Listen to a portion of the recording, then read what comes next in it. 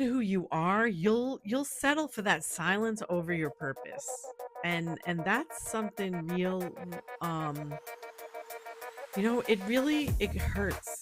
I remember being in this, and um fear is just such a possessive thing. It's a possessive weapon of the enemy, and it just causes you to shrink up, to shrivel up.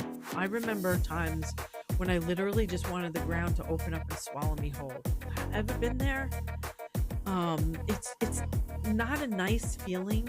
It's very uncomfortable and makes you feel invisible, makes you feel less than, makes you feel worthless, and your mind just starts going in all these places. And well, God must not love me. Sometimes it causes you to be angry at God, and um it really hurts.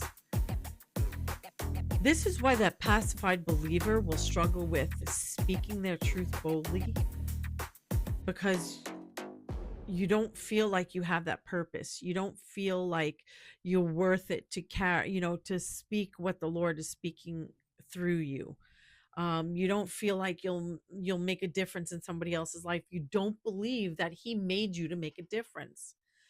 What does the word say? You were fearfully and wonderfully made. Esther 4:14. You were made for such a time as this. You have trouble drawing boundaries in relationships. Like, we weren't made to be um doormats, and it's okay to say no. You cannot pour into someone if you're pouring from an empty cup. You have nothing to pour. It also keeps you from pursuing radical obedience. You see how the enemy gets you there? Like, that's how he gets in between you and your heavenly Father.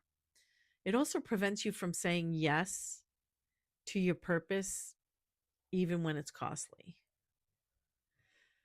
Because pacification will tell you, don't rock the boat. Where my Gen Xers here? Don't rock the boat. Don't tip the boat over. Don't rock the boat. Remember that song? But the kingdom says, speak to the storm. That's why I started this podcast, because like I just know, I've been there. I've done that. I know what it feels like. And you know what? I want to help you wake up that part of you that went silent.